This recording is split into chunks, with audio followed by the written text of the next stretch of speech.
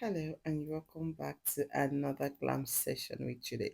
You guys, let's get this beautiful model glammed up. On this day, I had this gorgeous model sat on my seat. She was just smiling all through, and her skin, oh my god, her skin was every makeup artist's dream. Her skin was so sweet, so lush, and beautiful. I enjoyed, like totally enjoyed glamming her up. So first thing I did was carve her brows. I rarely trim a client's brows or a model's brows on camera whenever I'm filming my YouTube video. But I decided to do this one on camera because I just really wanted you guys to see the difference it makes when you have like a well-groomed trimmed brows, if that even makes sense. So I took my time whenever I'm carving my brows or the client's brows, sorry. I usually like take my time. I calm down to do it. I don't like taking off all the hairs on the client's face or on the model's face because it kind of make the job looks very stressful. So this is what her brows looks like after properly trimming. So I went into to clean her face with the micellar water from Miss Metic. This is my all-time fave. Like I use this all the time. Sometimes I use the Lavender Amanda Beauty. I think that's the name of the brand I use sometimes, but most of the time I use the Mismetic because it's always very close to me and it does the job. So why not? I don't like, taking a lot of time doing one makeup. So I just get whatever I reach for. So next, hydrate the skin. I never, ever miss the step whenever I'm doing makeup. This is a must. A must done step for me whenever I'm doing makeup because you have to hydrate the skin. You have to prepare the skin for your foundation. Next, please do not skip your lips because your lip is part of your skin. So make sure you use a lip balm. Then I went to hydrate her skin with this hydrating moisturizer. Like I went on to moisturize her skin with this hydrating moisturizer. More hydration. She has a normal skin, a little bit oily, yeah, but normal. It's combination, but it's more of normal. So whether you're working on a dry skin, normal skin, combination skin, hydrating is very important. Especially if you're working on an oil skin. People think you don't have to hydrate if you're working on an oil skin because the skin already is already oily. But if your skin is overly matte, it kind of sends signal to your brain that the skin needs to produce more oil because it's really dry. So that's how it works. I went ahead with this my Miss Metic Power Seal Oil Control Stroke Swells Control Tonic on the T-zone. You guys use this only on the T-zone. And of course I want a matte brow. So I went ahead to apply this on the brows as well because I want the brows really dry. So for all over her skin, that this primer, I used two primer actually. One is the Novan Beauty Hydrating Primer, which I'm currently using all over her skin, and the other is the mattifying primer for Omari Code, which I use only on her T-zone. These days, when I'm working on every skin type, basically, I like to use my hydrating primer all over the skin, then use my mattifying primer just on the T-zone because the primer kind of creates like a canvas for my foundation and it makes foundation application really easy. And when you use a hydrating primer, please give the skin a time to absorb the product. So I went into her skin with this NARS foundation in Moray. On this day, I did not mix foundation. This is unlike Judith. I think in a year, if I do makeup like, 200 times, I mix foundation 199 times. But on this day, I did not mix this foundation. I said, let me even see what it feels like without mixing foundation and without even doing the whole color correcting, toning, and everything. So, like the whole color theory and everything. And this foundation was sitting very well on her skin. It was her correct undertone, her correct skin tone, only that it was a little bit too yellow. Just a little bit. You wouldn't even notice, but just a little bit. So if I was going to color correct or do the color theory, I would have just, cancelled the yellow a little bit. But we move on because this is really beautiful on her skin. NARS foundation is beautiful, you guys. If you can afford it, please buy it. It's a must have. NARS and Huda are my favorite foundations. If you've been following me on this channel, you know that already. So for her blush, I use the cream lipstick from my Eye Magic lip palette. I do that all the time for her blush. It just just sits well into her skin. So to highlight her under eyes, I'm using my Kevna Coin concealer, the cream concealer.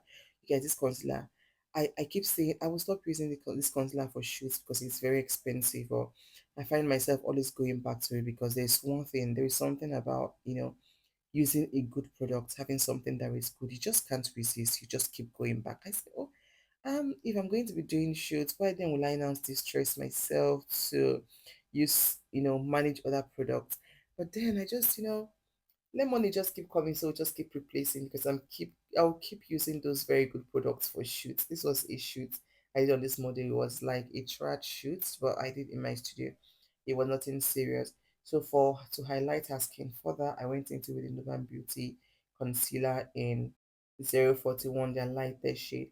If I'm using this Nuban Beauty concealer on top of a concealer, what I usually do is place it on the back of my palm and pick with a beauty blender because one time I tried to apply directly or with a brush, but it just kind of creates patches for me, and I said no, no, no, never again.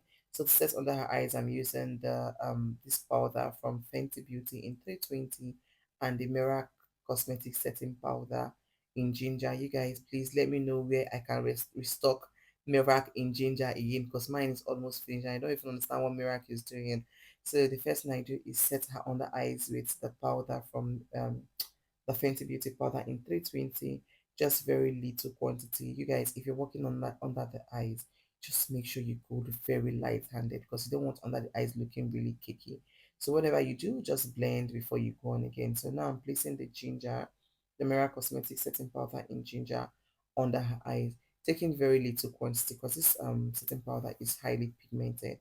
And if it takes so much, it just stays there and make the under eyes look really, really dry, you guys. It look really, really dry and you will not like it. So I just ask her to smack her lips and just make sure the powder gets to every other part where it needs to get to, still maintaining little product. And on her T-zone also, still maintaining little product. So when I was done doing that, I applied that on her forehead area as well. Then went all over her face with this melanin powder in warm. This is in the shade warm. I just use it to bronze her face. I didn't do cream contour for this look. I just wanted this look to be well glammed and still soft at the same time, if that even makes sense. Yeah, that makes sense. You can be well glammed and still soft at the same time. So using the same powder on her nose area to contour her nose and just put it together, make everything just yummy. I feel like not like I feel like I just know, or that's what it does. Bronzing the face just brings the face together because once you do your foundation and setting powder, your face just looks like like a wall. So when I took off the band from the frontal, the band the hairstylist put applying, sorry, tied to melt down the frontal. And I took the same foundation I used on her, mixed it with a very with a dark shade, very little, and apply that on the forehead area using a very small brush. You guys use a small brush when you're doing this. You don't want to stain the frontal foundation to look very tacky. So more blush because our contour, our bronzer, and our highlighting and setting kind of reduce the intensity of our blush. But this time I'm using like a powder blush, not a cream blush again. But the reason you have to use like a cream blush before a powder blush because the cream blush creates a base for you where the powder blush will stay. Just like you have a foundation and you put your powder over it. So it just makes sense. Please don't be a lazy makeup artist. Do cream blush and do cream blush. Do cream contour and do powder contour. Like I did not do it, but just do it. So I use this melanin powder in medium. This is one of my favorite powder. After the Fenty Beauty, I have this melanin that is my favorite powder. I use it all over her skin, picking very little quantity, and I just kept building up products. I kept building up product and building up product. If it's not enough, I just went back to add because I know if it's too much, you guys, I cannot reduce it. So it's just better for me to just, go back and add. So I went again to set under her eyes, not like setting under the eyes, but this time I'm trying to just use my angled beauty point to define her eyes because now I'm going to do the eyeshadow and I want the eyeshadow to have this glam cat eye illusion. So what I do first is I kind of lift the eyes with the powder and give my eyeshadow like a base for it to stay and like a mark for it not to pass through. So these are the eyeshadows I used. I used like four different eyeshadow palettes, like eyeshadows from four different palettes to achieve this look because the look I was going for, I didn't have all eyeshadow in one palette. Is it even really possible to have all eyeshadow in one palette for the look you're going for? I really use one palette though. So I apply on her lid. I use my Hair and Esther brow gel in the shade Toffee, oh no, Ebony as a base because I'm going for like a dark base. So it's just better for me to start with a dark base. It makes the work really, really easy. Then I did that. I applied a brown from my Juvia's Place eyeshadow palette, and I went into it with this pink, mixing it with an orange from my other palette. I just kept mixing colors with eyeshadow. I feel like you can just do anything with eyeshadow just to make sure you follow the rules, which is blend like your life depends on it. Just keep blending and blending and blending and make sure you're blending properly. So of course I have to always smudge under the eyes using a brown from the Eye Magic palette to smudge under the eyes, and also using this clean brush to just make sure it's well blended. I don't like having harsh lines whenever I do my eyeshadow, whenever I do my makeup generally, but I don't like having harsh lines in my eyes. So it just shows and make everything look very tacky. So I went ahead, I lined her under eyes with the pencil, the Merak Black Charcoal Pencil, which is actually the last one I have. If you finish this on this channel, it's suggested I try the Paula Beauty. I'm going to try that. So I use this gold eyeshadow. I think it looks like gold, looks like pink kind of, from my eyeshadow palette. I didn't use an eyeshadow base for this or a pigment glue for this because I didn't want it to pop so much. I just wanted it to be soft on the eyes. So if you don't want your eyeshadow to pop so much, do not use a pigment glue or a glitter glue or an eyeshadow base. But if you want it to pop, make sure you use a pigment glue. Pigment glue is non-negotiable if you want your eyeshadow to pop. So now for her lips, I'm lining with a brown from my Eye Magic lip palette. No, from the Cities lip palette, because the brown in my Eye Magic lip palette, you guys, I finished it.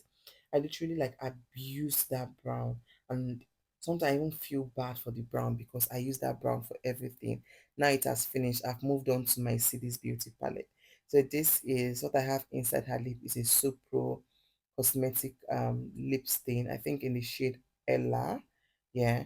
So I just applied, asked her to smile. She kept smiling. I was like, so you're smiling like this? She said, nothing, I just want to smile. Yeah. She has a very beautiful smile and she knows it, so she's showing it off. I would do that too if I was her. If I have this beautiful smile, I would show off too. So this is just me doing the finishing touches. This is my MAC mineralized powder in the shade medium gold. So I use this under her eyes. This I'm just picking, like I'm even barely picking product. So I'm using it to blend under her eyes and just erasing the dust, like the dust from the setting powder under her eyes. So while I'm doing this, I'm also blending. Can you see like the hash line on that part? Just look at it. Yes, I'm trying to erase it now. So just make sure you pay attention, close attention to details. So when you see hash lines, you know that, okay, there is a hash line here and I have to erase it. Train your eyes to see. So more blush. I just kept, topping the blush, my now favorite blush palette, the V Beauty. So now I'm spraying her face with this fix spray from Kiss Beauty. This is a finishing spray.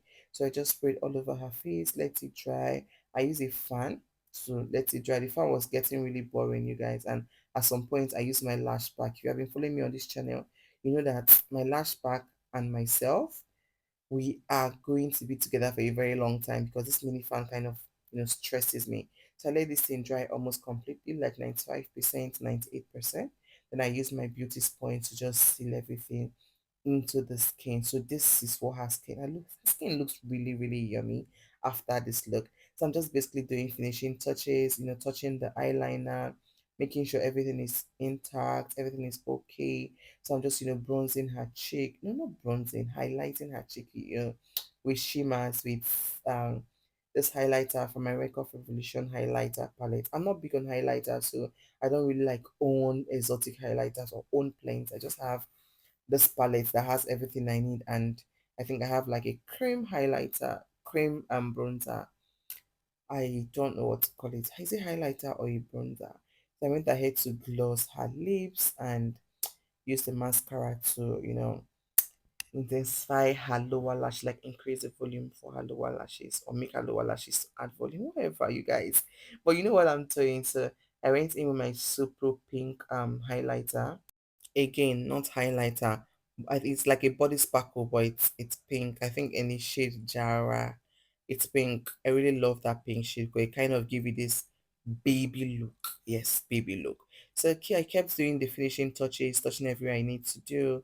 So what I'm doing is using, the bronzing shade, the powder, the melanin powder in warm, to just, bring her nose together. Just make sure everything is together basically, and to my satisfaction. Because whenever I finish doing makeup, I step away, you guys, and look at the face, then come back to touch what I need to touch. So now I'm trying to define the eyes to give the face a lift using I like doing this with powder. I don't like doing this with concealer. I don't know how people do this with concealer, but well done to them. I cannot do it. So you guys, this is the finished look of this makeup. Oh my god, this look is given. So let me know if you enjoyed this video. Subscribe to my channel if you are yet to. And this will come to the end of this video, and I'll see you guys in my last one. Bye for now.